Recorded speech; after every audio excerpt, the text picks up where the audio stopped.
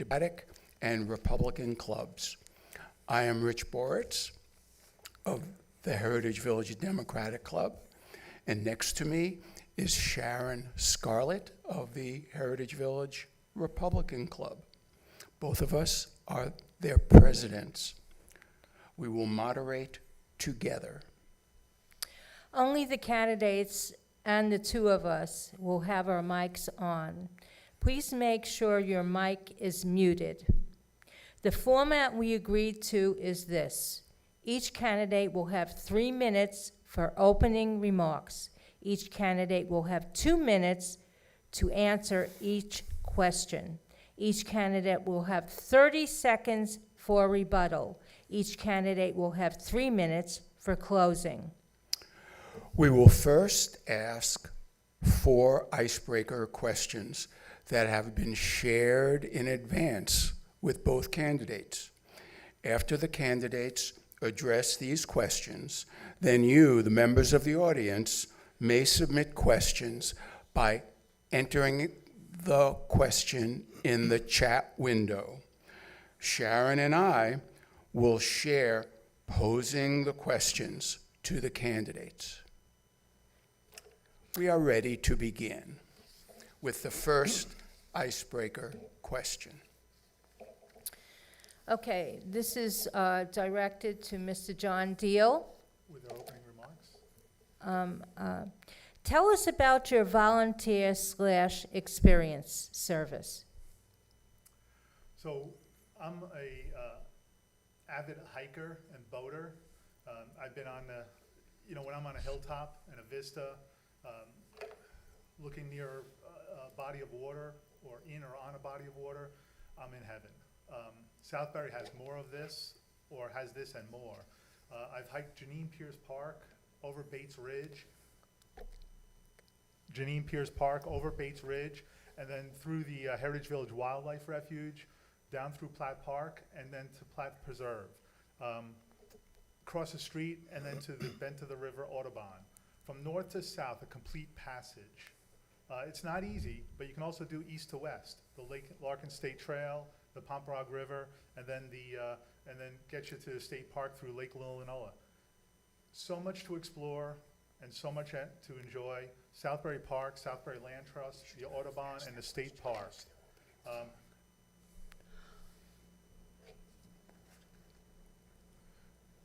Volunteer experience. The most rewarding part about it is when you do work that nobody was expecting. Shoveling and clearing a path of a neighbor's driveway in the snow, cooking a 10-pound ham and potatoes and delivering it to 15 neighbors. But the more traditional volunteer service is 15 years of Girl Scouts, STEM robotics, and 1st through 12th grades, helping them be the best they can be, national championships, and feeling great about themselves. Creating the Heritage Village Facebook page where village residents and their families can share, collaborate, and meet in general to get to help each other. Volunteering for Justice Southbury to prove that hate has no home here in Southbury by supporting community gardens being planted in Waterbury, clothing drives for newly arrived immigrants, and fundraising for Southbury Food Bank. Volunteering with Sustainable Southbury that follows the guidelines of Sustainable Connecticut. My most favorite task is the strategic plan and development of equitable community impacts, thriving local economies, and based on dynamic, resilient planning. But lastly, the volunteer work I've done the most that I enjoy the best is working with the Building and Infrastructure Committee at Heritage Village, where most recently we were responsible for study and planning of construction of a solar array at the pool pavilion and restoring Pool 4 that came in at a cost of just $363,000. And I'd like to bring that experience to the town. Okay, so that's your closing right now on that answer.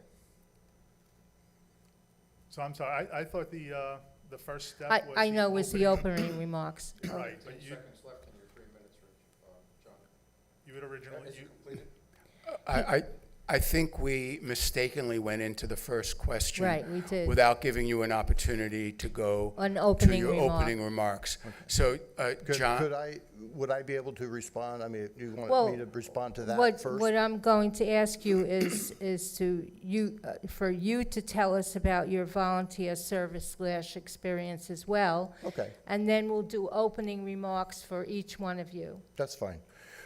So I've been in town 63 years of my life. I was born and raised here.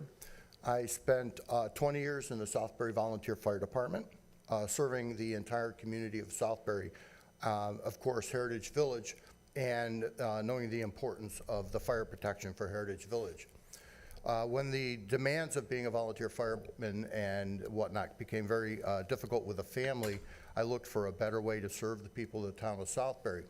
So I went on to the Inland Wetlands Commission, which I served for 18 years because of my concern for the environment and protecting our wetlands and our environment. And now I've been serving 6 years as the first selectman of the town of Southbury. My whole family's service to the town of Southbury goes generational. My mother started the original Southbury celebration with Brian Jones. I'm very proud of that. One of the things that's not supposed to happen there is campaigning. I always respected my mother's wishes. I would never campaign there no matter what, if other people were. So I have had almost, if I have my notes correctly, because this is kind of out of line, is I have probably, let's see, 20, 38, 30, almost 40-some years of experience in serving all of the town of Southbury, not just in one individual place. As far as going from hiking around town, I'm a pretty busy guy with my farm that I have with my brothers. But I want to recognize that the town of Southbury was the first municipality to buy 750 acres off of the open market for open space, and we supported that. It was not the thing to do. Then later on became more open space, conservation easements with the land trust. And Southbury, that was the first bonding that the town of Southbury had ever done, was to buy 750 acres of open space. And since then we've added to a lot more open space. We just made the connection between Platt Park and down into the Audubon and also into the town-owned state property and the town property. So we're doing very well with open space, and I'm pretty proud of that. Okay, now, Mr. Deal will do opening remarks, and you will be first. Okay. But were we going to reply to this first or after? Okay, well, 30-second rebuttal. I mean, I mean, he talked about his service and you talked about your service, so. So you know, I think- I don't think there's a rebuttal. I mean, isn't there sort of like a Since we statement? Yeah. Since we asked the question, Sharon, let's have the 30-second rebuttal for each so that we could finish with this first round and then go into the Opening remarks. opening remarks. Marks, So let's right. finish the round. So, John, you'll have a 30-second rebuttal. And then, Mr. Manville, you will have a 30-second rebuttal on John's. Correct. Thank you. Fabulous. Thank you. Thank you.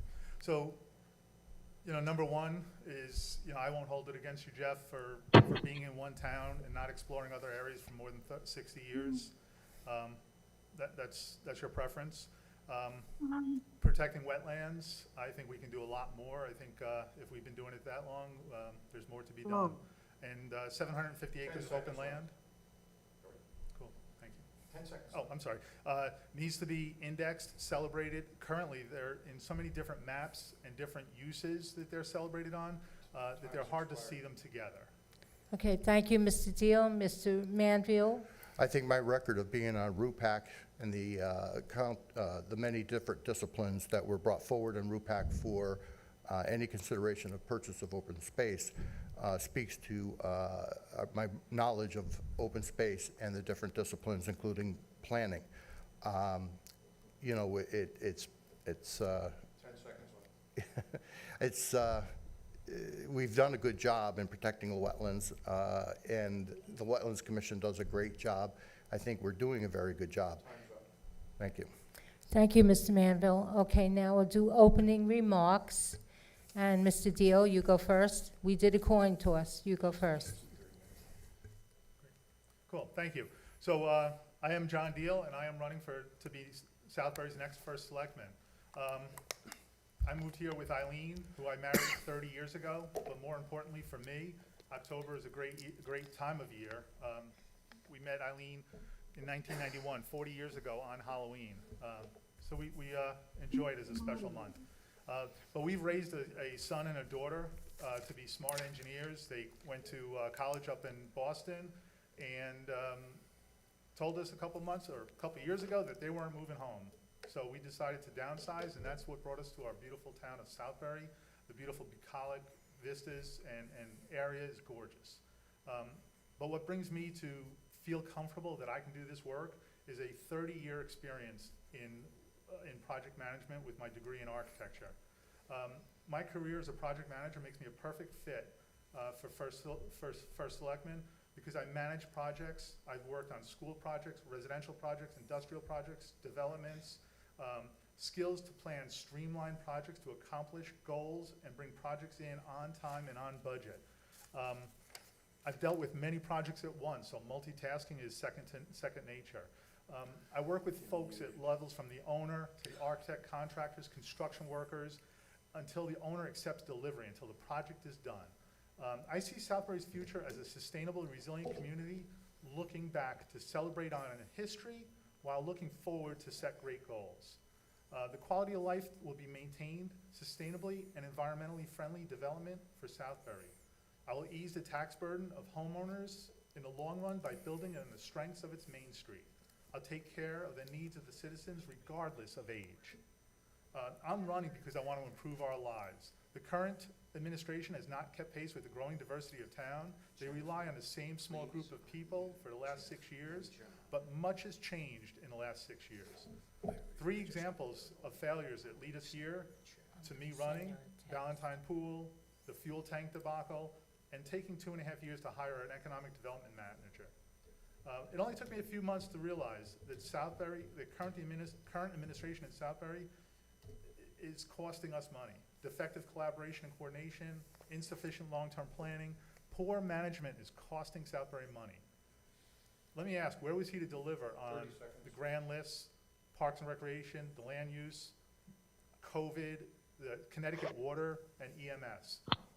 Here's to the November election and working with families and businesses. We need to clear forward vision with 22 candidates, volunteers that need our support. I will listen, learn, and lead to be a good deal for Southbury. 1 minute. 1 minute, please. We're having a technical problem here. Neither Jeff nor John are unmuted. We're trying to get in touch with Jeff. I'm unable to mute them. They have to mute themselves. I'm sorry. I Can apologize. you hear me? Those two keys.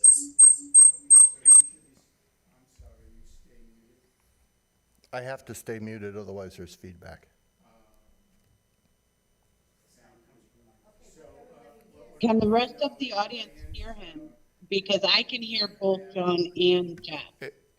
In the audience, if you could hear them, would you? Thank you so much.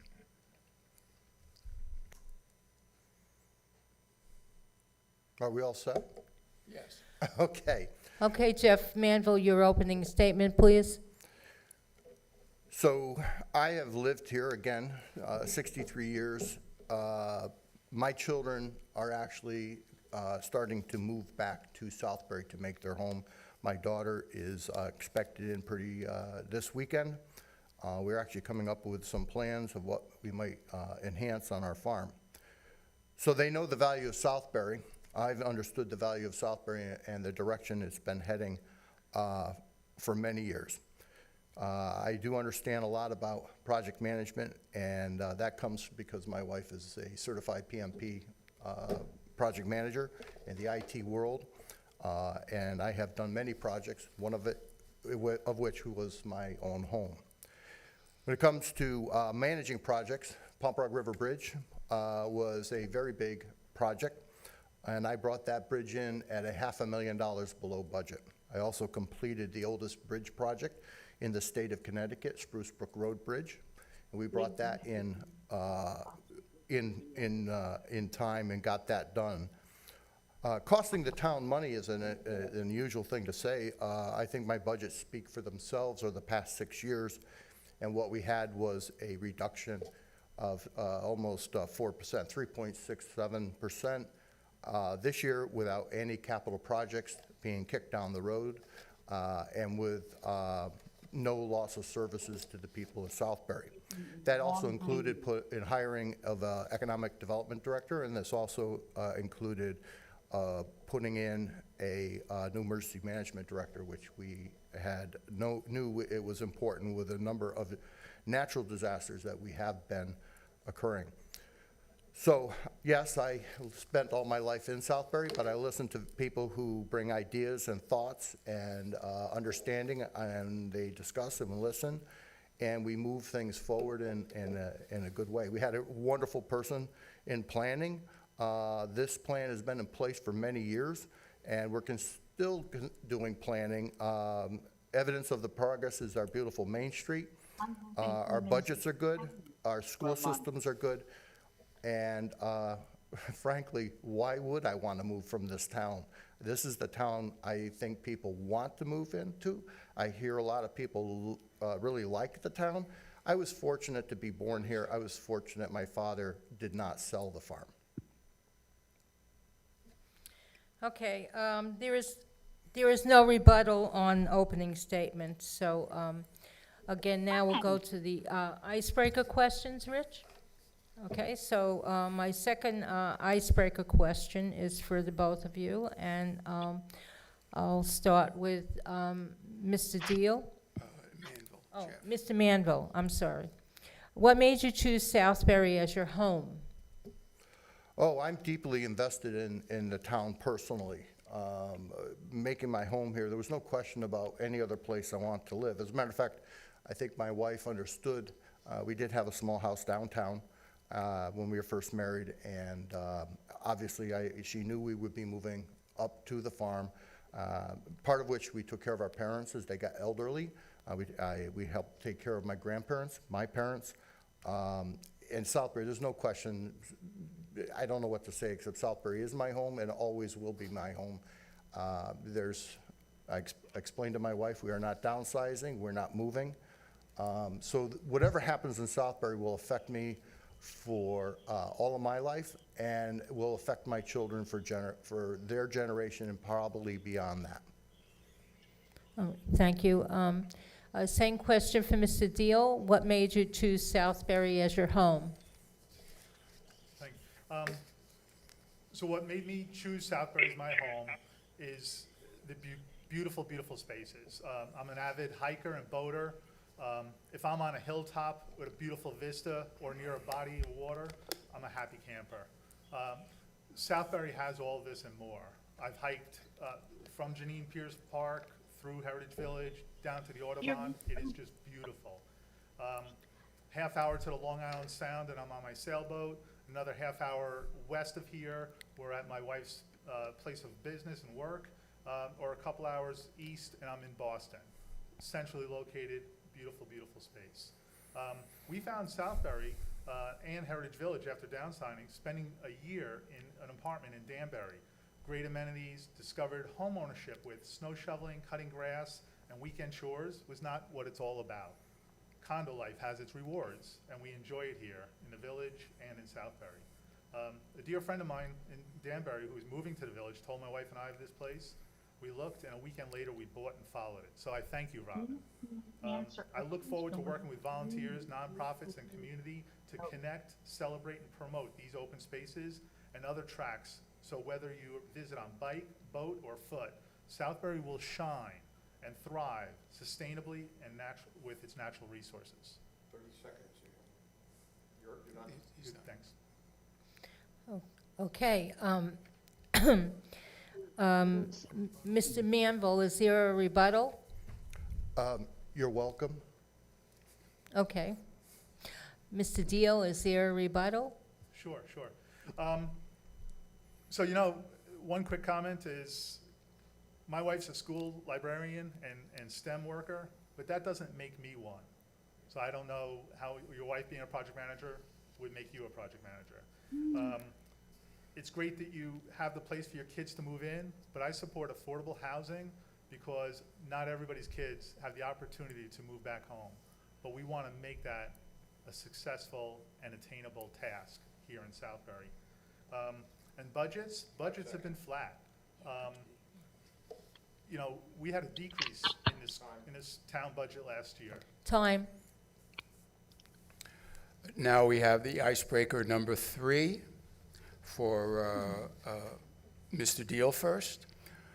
What senior services do you see as being essential for the 4,000 residents of Heritage Village? And does the reduction of almost 6% for the Senior Services Department budget this year affect meeting those priorities you see? Sure. So while our community is aging in place and residents are eligible to receive services, over a year, our seniors represent 37% of the population, but the town budget was cut by 5.7% for senior services. It's a small fraction to help the senior community, 1.9% of the town budget. My priority would be to maintain that budget line as it was in the past and work closely with the Senior Services Director and Social Services to be productive in supporting our seniors. As I get around and I meet and chat with senior community, a few common stories emerge. Senior bus transportation is not dependable. The story about a neighbor who would get picked up on a corner to go to church. Over time, no longer there. The bus wasn't available to pick her up. Many stories about canceled trip to stores, doctors, and even the pharmacy. The senior population is often left for itself. Another example, when COVID vaccines were available, seniors were told to get on the internet and look it up, using vans and make an appointment. Even people with little or no internet with much internet savvy had a very difficult time making that happen. And a third example that affects our seniors is when Connecticut Water tried to increase the water rates of 20%, and the first selectman told the president of Heritage Village that there was nothing the town could do. The village had to go it on their own. They hired an attorney, they fought Connecticut Water, and they reduced that increase to 5%. The seniors paid out of their pockets for that benefit, and the town didn't support them. Think of all the senior services that are responsible for activities, transportation, programs, the energy assistance program, the fuel energy bank, nutrition, tax services, relief, veteran services. How could we cut this budget? Okay, Ms. Manville. So for the record, my administration increased the tax abatement for seniors in need. Secondly, the senior budget has increased almost 17% over the past 6 years. Thirdly, this saying that the budget was cut to the seniors. I understand, Mr. Deal, that you actually sat with our CFO who explained to you, Mr. Bortz, that that was not true, and it's not been cut. Okay, well, keep going, Jeff, because thought now there you're was a good. No, 30-second. you're answering the question, so keep going. Right. No. No, that's answering the How many question. seconds for the rebuttal did I have?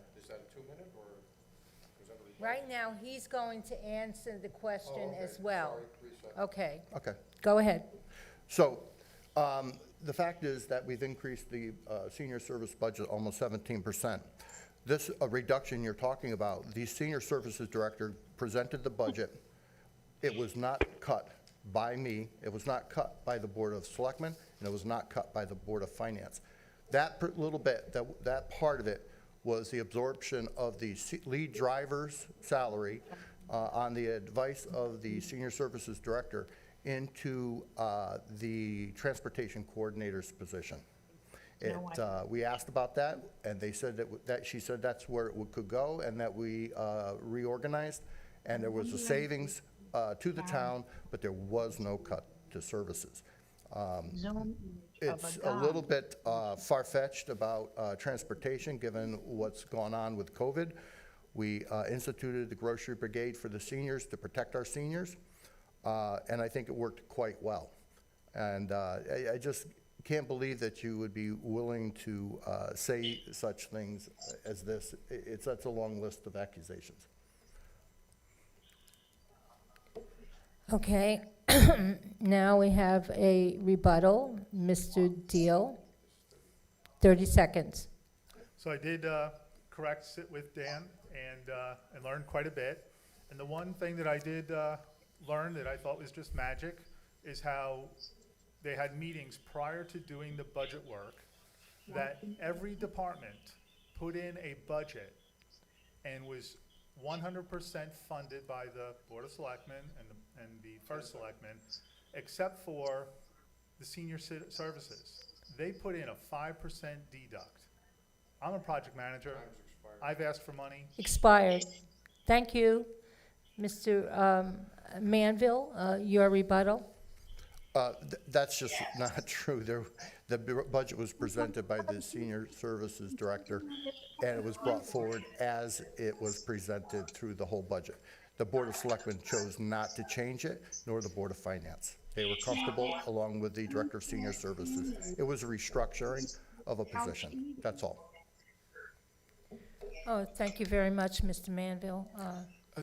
The next question is for Mr. Manville. Please, everyone, mute yourself. It's important you keep yourself muted. Thank you. Yeah, Jojo, you need to mute.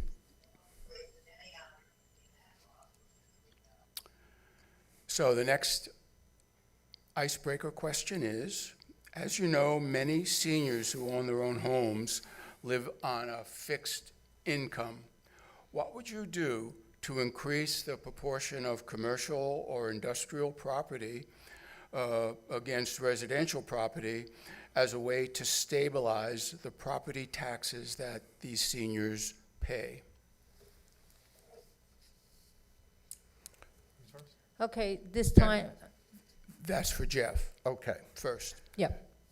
Just to get the information out, we do have a program called Small Cities Grants, which are available to seniors, actually everybody in need, but we use it mostly for seniors, and it's a great program to keep our seniors in their home, and it's a grant. Economic development is ongoing with the hiring of an economic development director. I just want to say that these are another set of false accusations or misrepresentations of what really happened. There was a desire for an economic development director.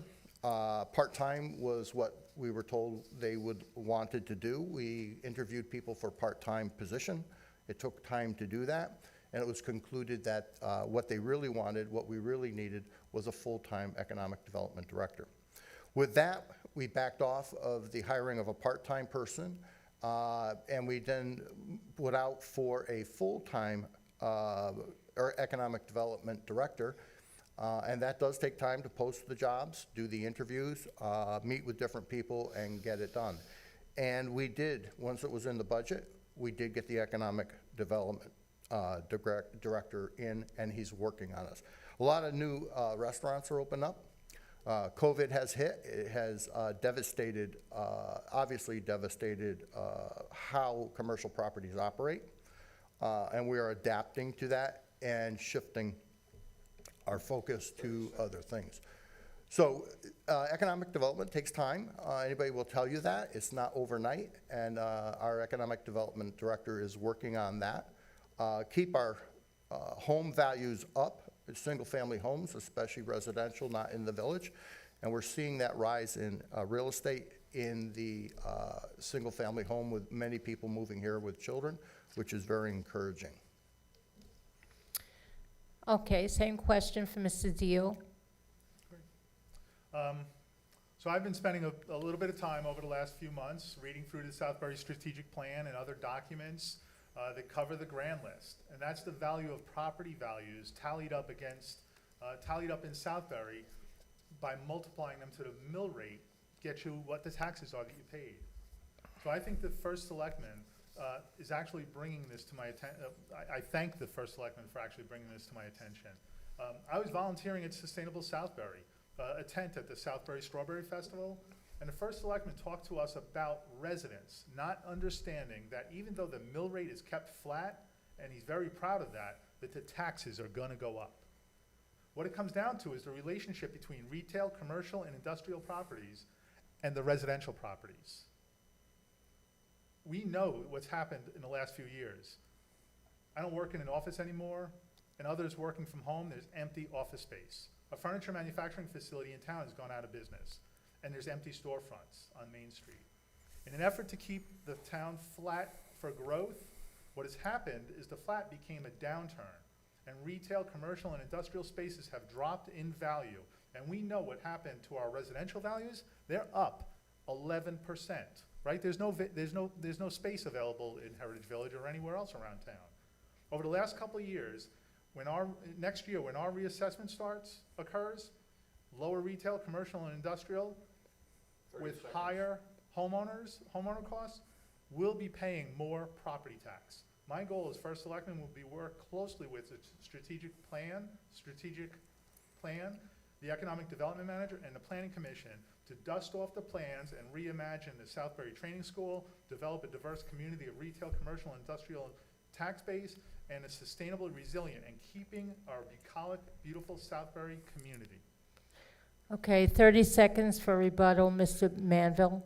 So new businesses are moving in, and one of the things that we have done is drawn in the electric vehicle manufacturer has moved into Southbury. Things are looking very positive. Again, home values are up. We're adapting to this, and it's pretty well, it can show on Main Street the changes that are happening with more restaurants in Southbury. We've done a very good job and keeping taxes flat.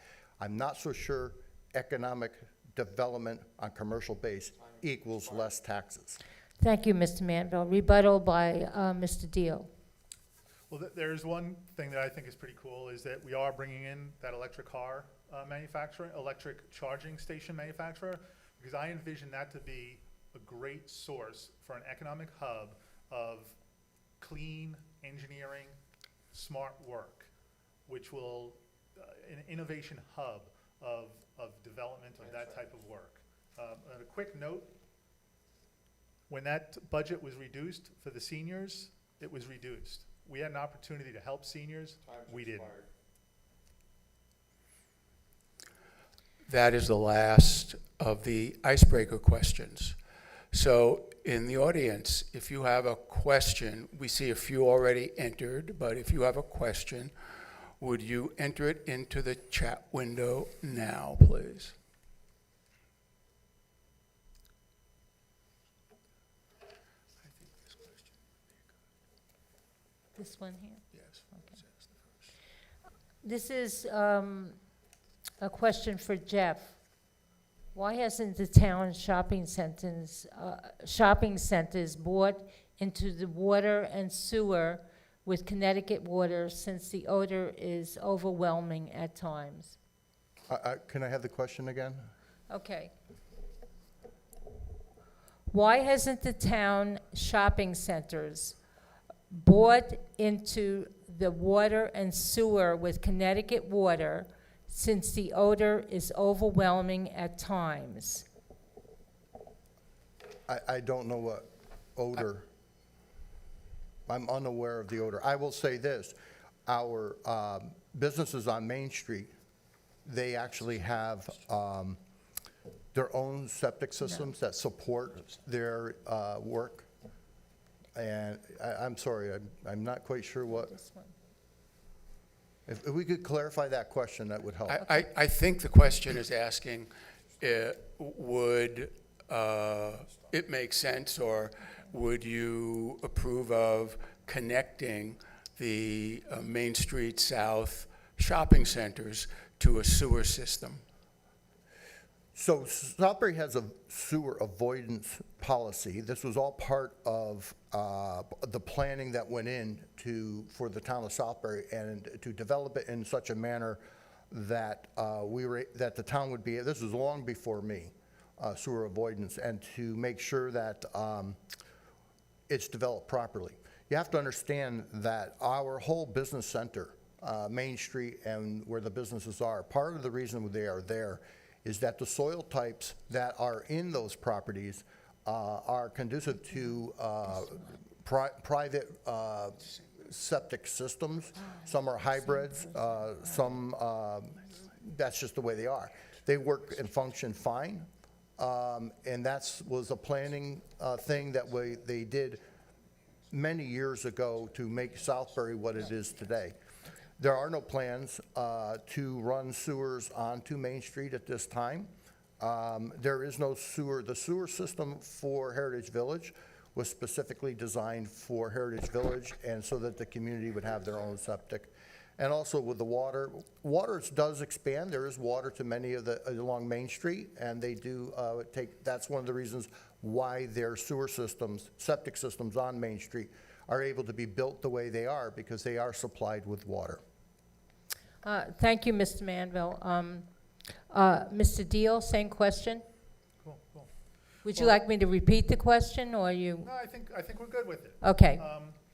And I'll tell you why it strikes a chord, why it really makes sense to me, that question, is growing up in a family-run business, I know what a septic system is. I know how much it costs to maintain it. I know how much effort it takes to keep it working well. And I know how bad it can smell when it's not working properly. So we have a great thing coming up here. You know, the American Rescue Plan funds, there's an opportunity there, $5.6 million, to not only help Main Street develop sustainably, not polluting the groundwater, because when a septic system smells, it's polluting. So to help our town be clean, to help the environment, and there's a little bit more that ties into this. When I'm out walking about, a lot of folks ask me a question. They ask me, what's going on with our sidewalk program? When I'm first selectman, I'll revisit the extent of the sidewalk program and set a plan to create an overall view of how we can extend and set goals and objectives to strategize and implement the installation of sidewalks over time based on need. And of course, somebody's gonna say, well, that costs a lot of money. But the same goes Main Street safety. We'll dust off the pedestrian safety plan.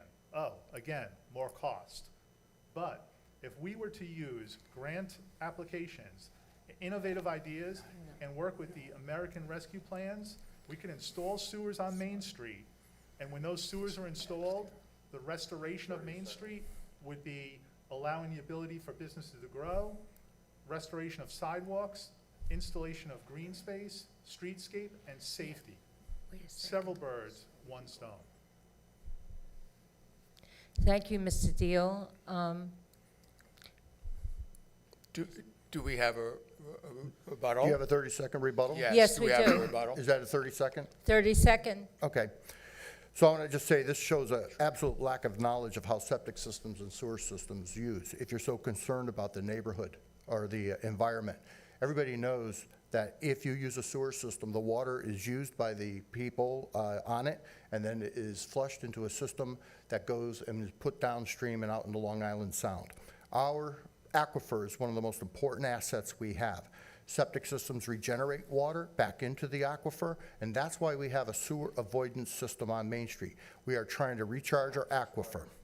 All right, thank you, Mr. Mandel. Mr. Deal, 30-second rebuttal. Sure. And I'm almost positive with the current scientific knowledge and skill set of our designers and our people that water doesn't have to go back into rivers. It can get into the aquifer. There's a system. We could figure that out. But I will, I think 10 seconds. There's a lot of great towns, a lot of great places that are using sewer systems. I mean, look at Heritage Village itself, 2,600 units up there, and they have a great system. And it's Okay, thank you, Mr. Deal. Next question to the both of you, and that's going to Please describe, and this will go to Mr. Deal Mr. first. Deal first. First. Please describe in detail any prior participation in government with emphasis on your leadership in planning. So when I got out of college, New York Institute of Technology, there was a project going on in my hometown. It was the redevelopment of the Oyster Bay waterfront. And I spent 3 years working as my thesis project. Now, I know it's university, but it got built.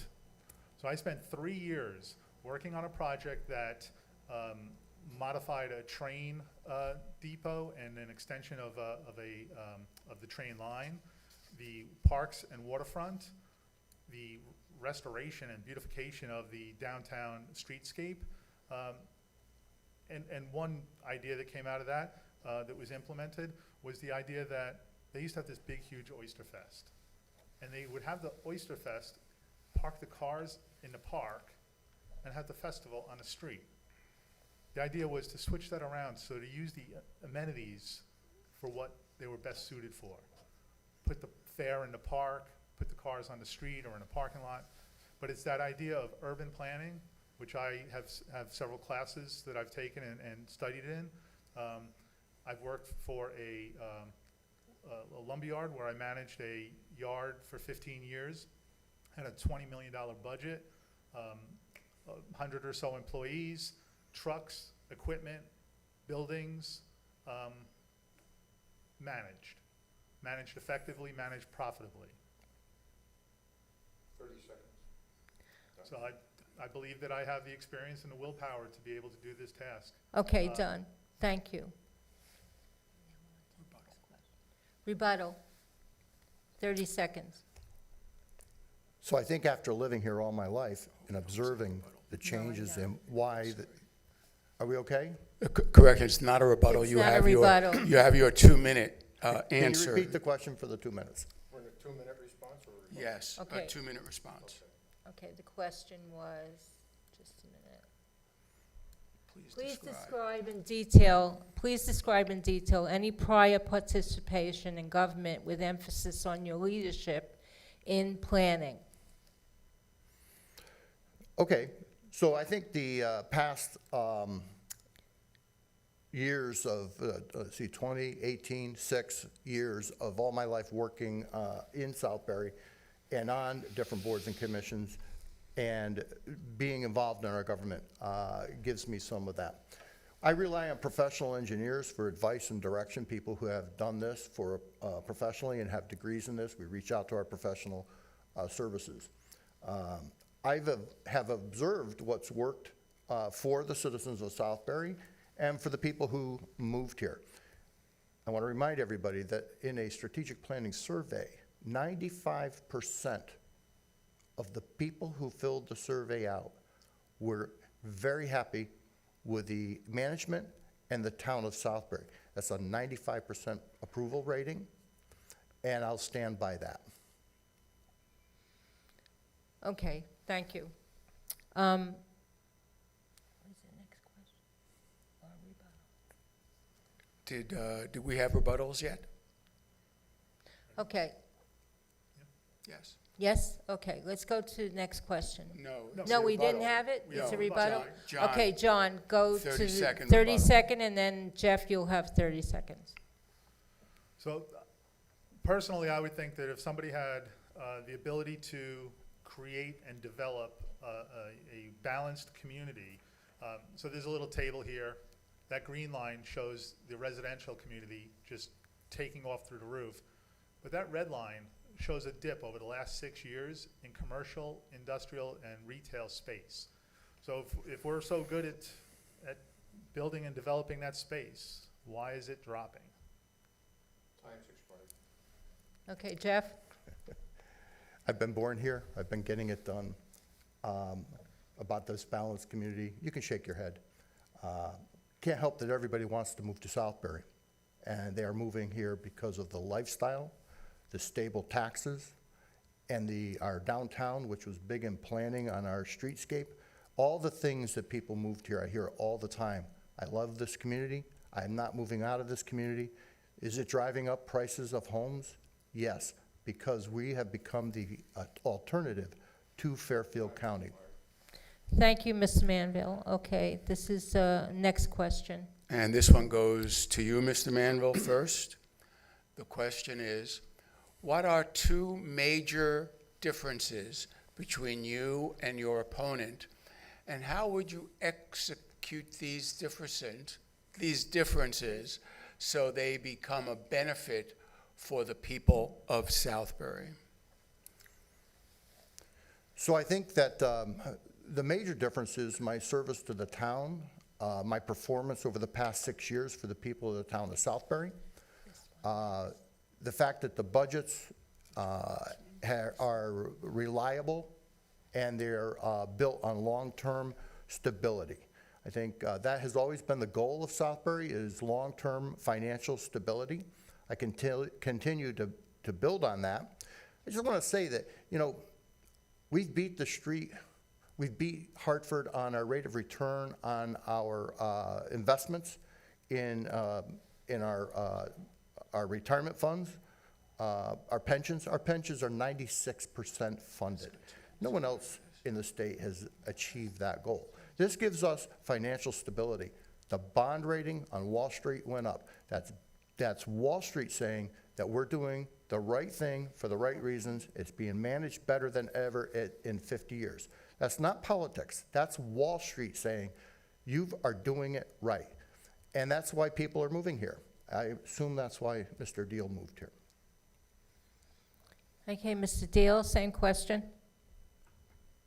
So I see a part of what makes us different is admitting that we need, you know, it is a beautiful town, but admitting that it could use a little bit of help.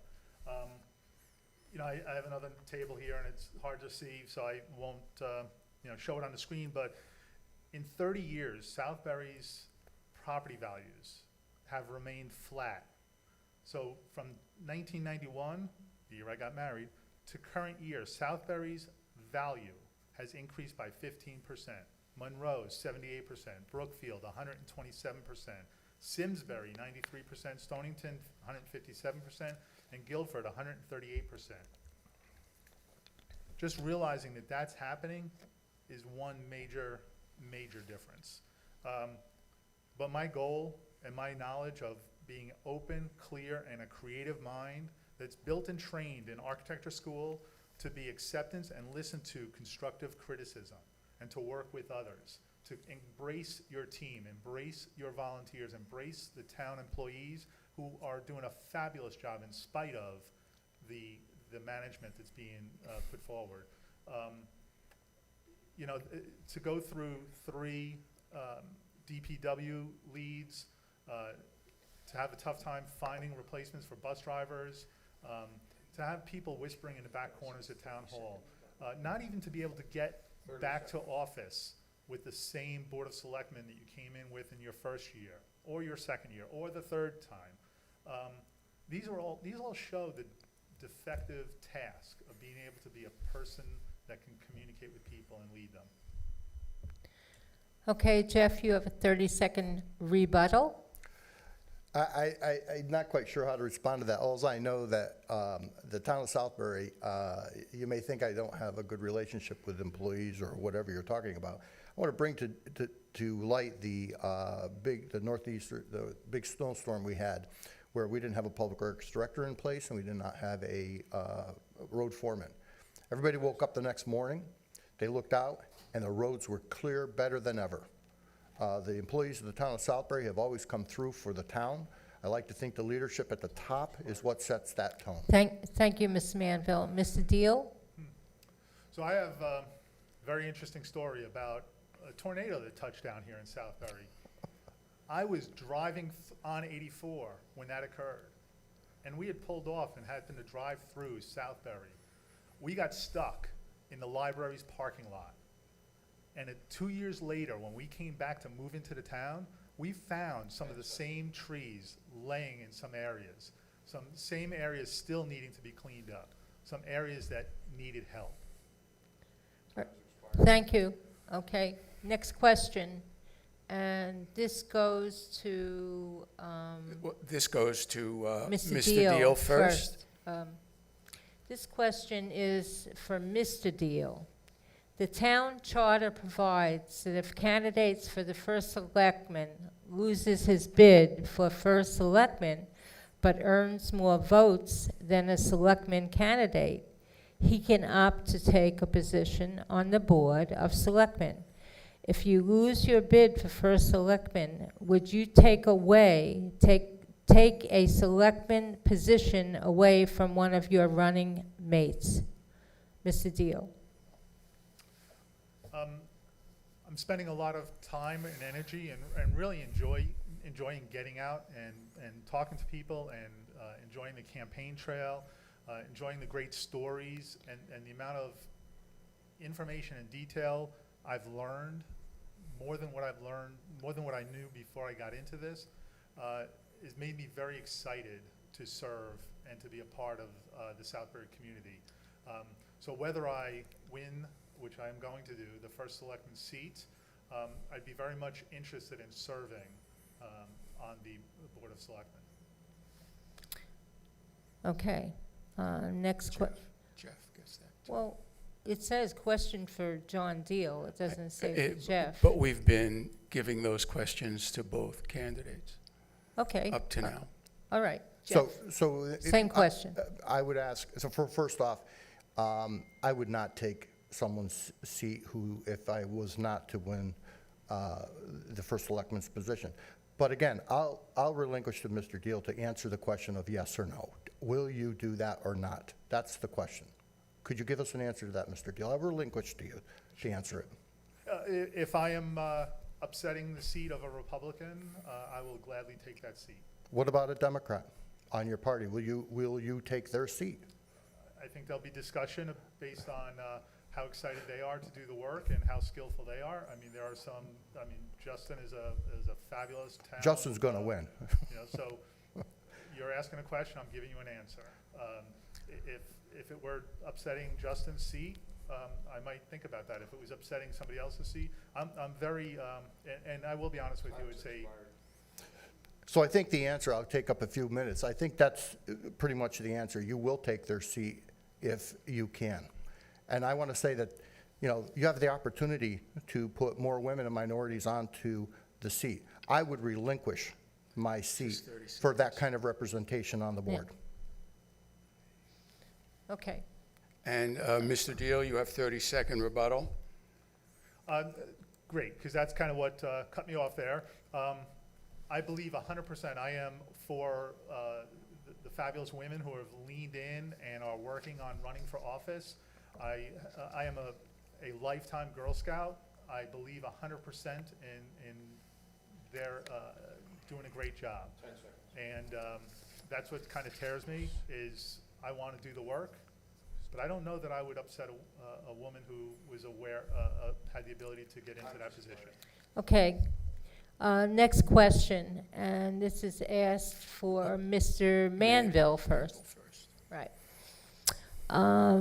If you had to choose which of the following are more important to successfully lead a town like Southbury into the future, longevity in town or a skill set predicted on measurable results, and why?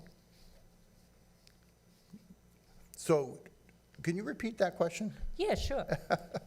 If you had to choose which of the following are more important to successfully lead a town like Southbury into the future, longevity in the town or a skill set predicted on measurable results, and why? I think it's a balance between the two. Just because you've been here for a long period of time does not give you the reason or the reason why you should be in and running the town. That's why the voters vote. When I did run, the majority of the people of the town of Southbury had faith in me. They knew my background. They knew my performance in many different areas. And they felt that I had the skill sets to do that, to lead a town of this size, manage the town of this size, work with the budgets of the town of this size, and come through. It was a lot of hard work. It was a huge shift in what I was used to doing on a day-to-day basis.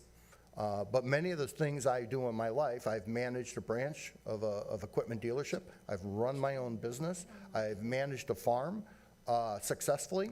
All these were successes in my life, and the people of Southbury knew that. So consequently, they did vote me in. I don't believe I have disappointed the voters. I've been through 6 elections, and I would say that each one, there were record turnouts, there were record wins, both in primaries and in caucuses and in the general election.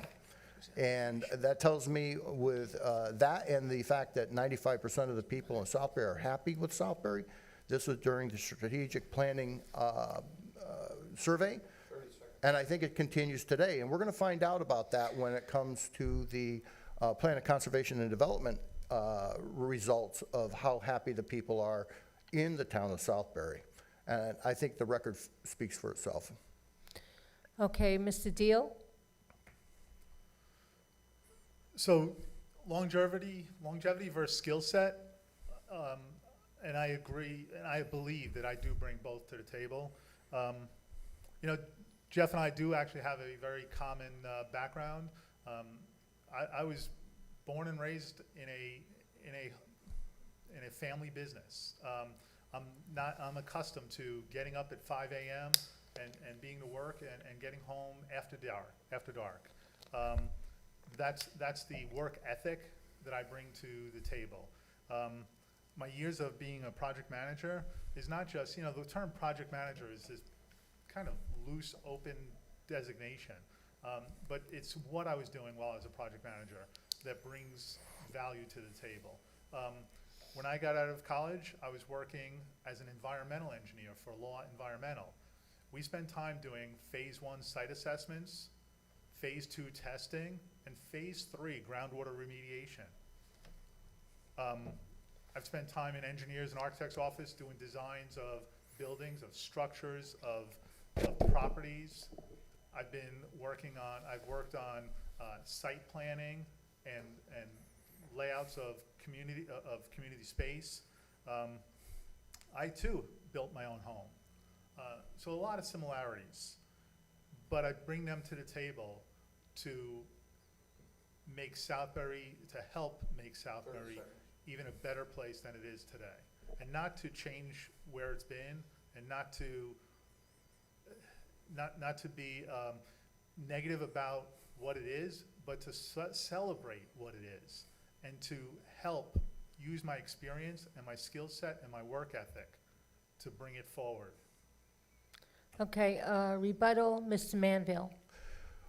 Well, just so everybody understands, I did design my own house. No disrespect to my friends and colleagues who are architects, but I did learn a CAD system, design my own house, and built it.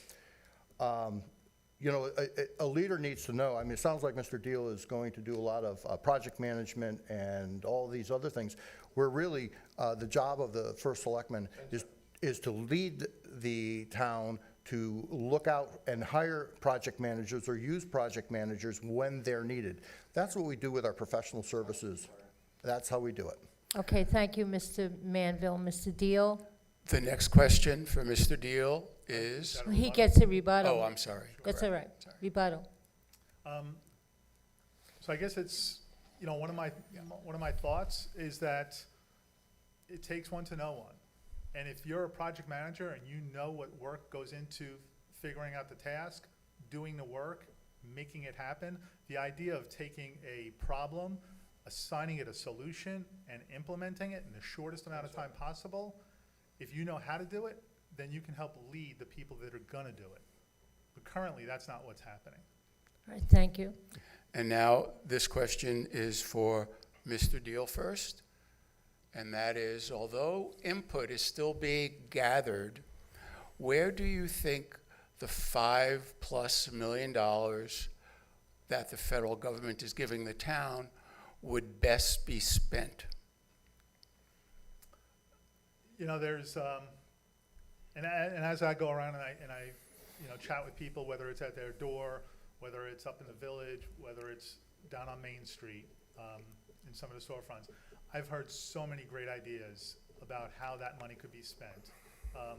The one that does come up often is just cleaning up Main Street and the streetscape the work that goes into the safety and the sewer system that we clearly have a little bit of a difference on there. But my number one goal would be to collect all the ideas, to collect all the thoughts, all the theories, and then assign them strategy, assign them cost, and then reward, and strategize and put them in a strategic order to figure out which one makes the most amount of sense. Is it one project? Is it a few projects? But to study it, to put it together, and it's not up to me or my thoughts on what it should be, but what the community's thoughts are and the community's ideas. But there's been some thoughts about a community, and that's why, people ask me about the pool, and what will I do about the pool? Well, that might be a little bit of an open discussion, because the concept of a community center, the concept of an enclosed pool instead of the open pool. There's a lot to go into that project, and I'm really looking forward to rolling up my sleeves and working on it. 30 seconds. Yeah, okay. Mr. Manville? So I would say, first thing, cleaning up Main Street, I would take a little, I don't think that's quite right to say. We have one of the best main streets in the state of Connecticut. We have other municipalities who are trying to mimic our streetscape. They come here constantly, and they're trying to mimic our Main Street. Everybody loves our Main Street, our lighting, our trees, and the way it is set up. ARPA money, thank you, Mr. Deal. We are doing exactly what you're talking about. It's gathering information, listening to people. It's been communicated to us what these ideas were. Some of them nicely, some of them we're going to consider, and it'll be out to the boards and commissions and get their input. That's what we're doing right now, besides the fact that I don't know how to do these things. So we're doing that, and then we'll look at it, and I think that there should be money spent on helping people who have suffered from COVID. They've been set back in their life, and try to get them reset where they need to be.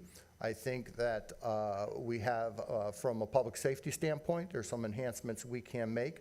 Public safety is always an important thing, like the fire department for Heritage Village. We're always concerned, because I know Heritage Village has fire rates that are up, and our fire department wants to have the best tools available.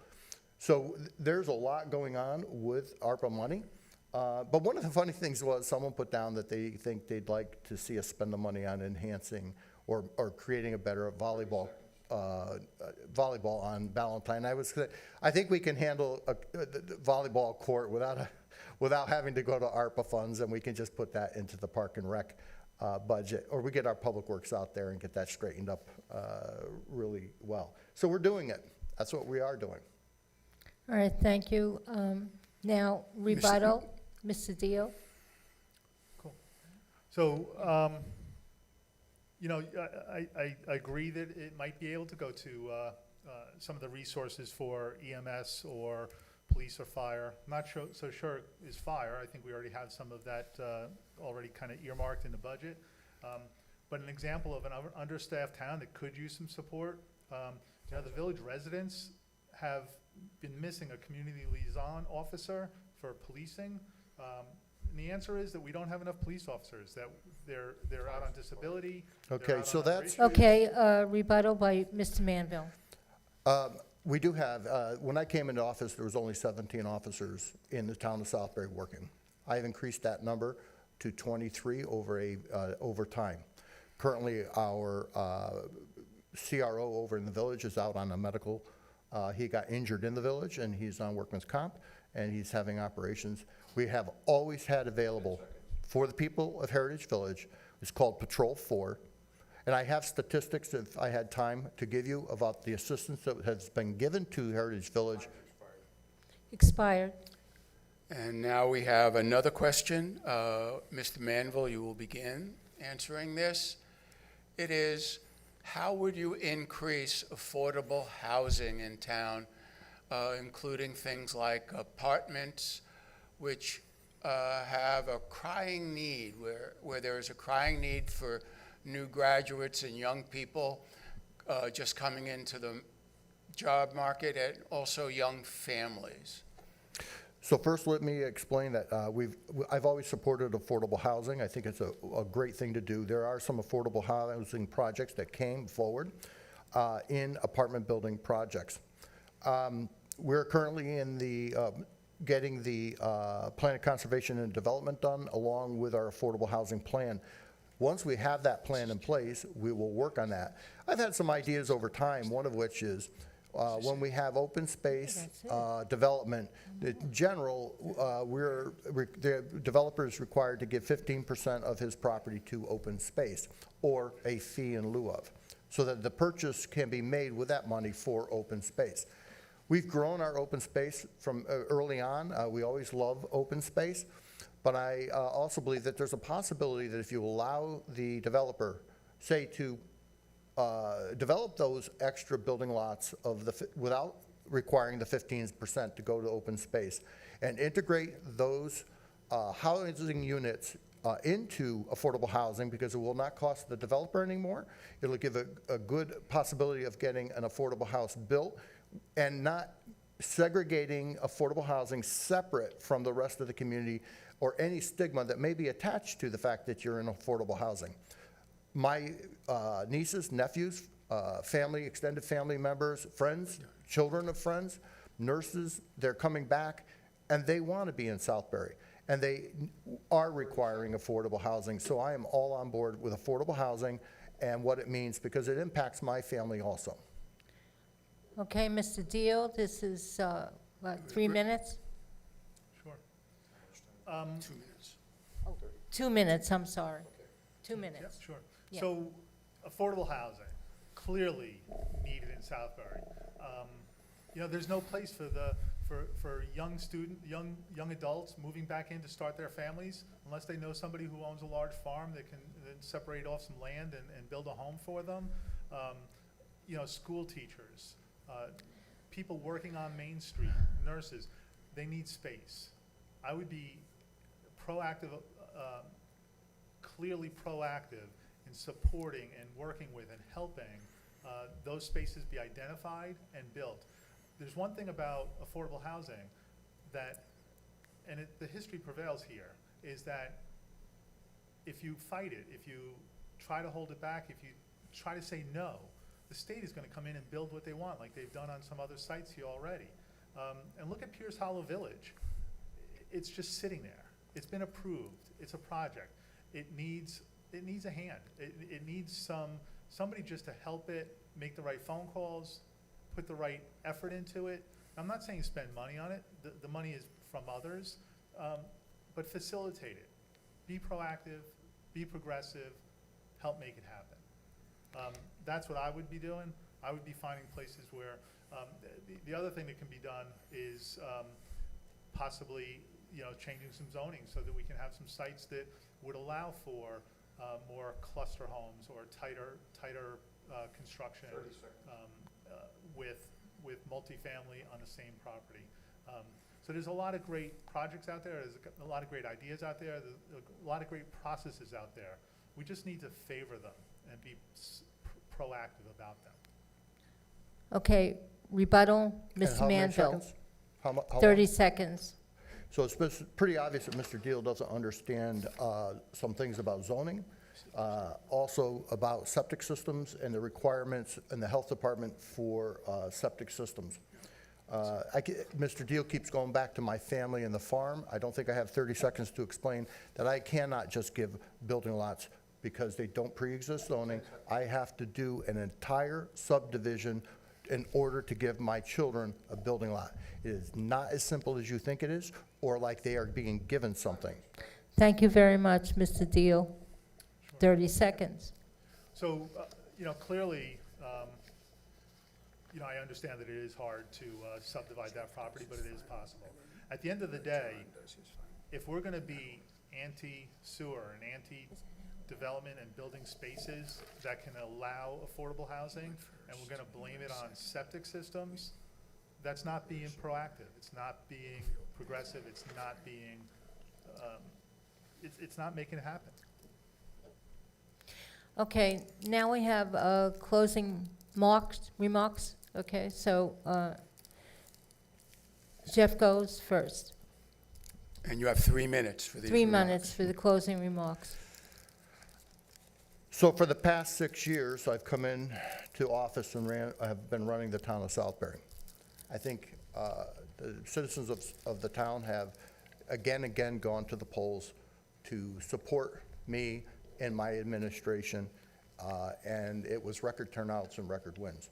That doesn't mean because you won one election that you are just granted to get another one.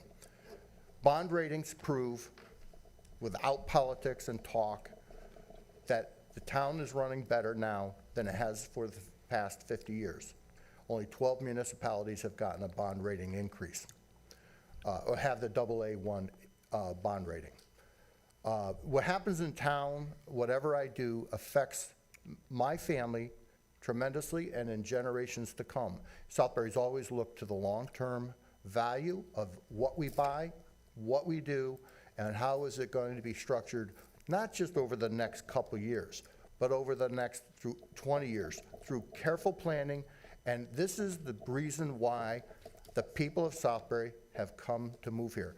One example of that is that Heritage Village was created many years ago by the forefathers who happened to live here and farm here. They saw the value of a condominium complex with that kind of a sewer system, water system, and over 55 community. That was the leading edge in the whole United States. That was one of the first, or if not the first, and it was supported by the town fathers and has been a welcoming community for many, many years. So it doesn't mean you have to come from out of town, doesn't mean you have to be, just because you pass a law degree doesn't make you a good lawyer. Anybody would know that. It's performance-driven progress and where we are after the past 6 years of my administration. There's always more to do. There's more planning to be done. And we're in a good place in our community to move ahead. I would put the town of Southbury up against any Fairfield, Westchester community into Litchfield. This community is one of the best. We have 4 exits on 84. There's no other municipality with 4 exits on a major highway that looks like this town, that acts like this town, is in good a physical shape as this town.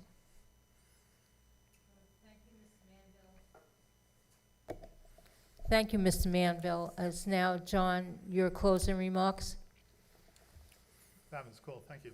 Well, clearly, I've enjoyed spending a lot of time getting out and knocking on doors, making phone calls, in general, meeting and greeting fabulous residents of Southbury. November's election will be about working families, our seniors, our businesses, our great town employees, volunteers, and the town's diversity. The election will be about saying no to a pool that's outside of our border. The election will be about saying yes to celebrating Ballantyne Park and all it has, including a great pool.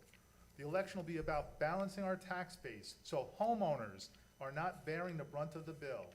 The election will be about developing a senior center that not only is easy to use and delivers care and respect to our senior community that our senior community deserves. The election will be about communicating and not being a bully and not using attorneys or surrogates to avoid the tough processes and progresses. The election will be about dusting off the many plans and studies that have been done over the last 6 years and sorting them out and putting them to work. The election will be about great strategic plan and putting it to work with inclusive and equitable community impacts, dynamic and resilient planning, renewable and efficient energy infrastructure, innovative and strategic practices, the hallmarks of a sustainable Southbury. 22 candidates mirror the diverse community and need to be elected so that the town resembles Southbury community with the care, love, and understanding the neighbors deserve. A vote for me on November 2nd will be a good deal for Southbury. Southbury needs a champion, not a caretaker. All right, thank you very much for both your closing remarks, and good luck to both of you on November 2nd, and to all residents, thanks for your participation, And please get out and vote. Before you go, I want you to look on the chat window, your links to Jeff Manville's Facebook page, Mr. Deal's website and Facebook page are there. For more information to do your due diligence and your research, I would recommend you go to those websites and those Facebook pages. Thank you for having us. Appreciate it. Thank you. And before we go, I want to thank Dave Richards and Jen Fenn and Don Antilla, people who have helped make this happen. Without their assistance, Sharon and I would be less effective, let me tell you. Thanks, Rich. Again, get out and vote November 2nd. Thank you. Yep, thank you so much. Thank you. Bye now. Bye now. Appreciate it. Thank you.